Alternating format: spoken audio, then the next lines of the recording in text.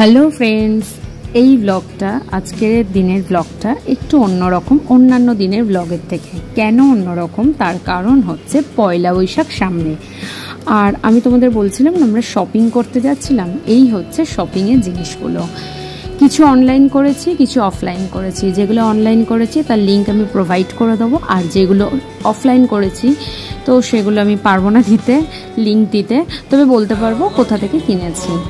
তো এই যে ফার্স্ট কুর্তিটা দেখছেন পিচ কালারের, তো এটা ম্যাক্স থেকে কিনেছি, লেকমলে 599 নিয়েছে। আর এই যে কুর্তিটা দেখছেন এটা স্ন্যাপডিল থেকে নিয়েছি আমি, এটার প্রাইসটা ঠিক আমার এখন মনে নেই। আর এইটা হচ্ছে একটা কোয়ার্ড সেট। তো এই কোয়ার্ড সেটটা খুব সুন্দর, মানে কলারওয়ালা আর প্যান্ট আছে।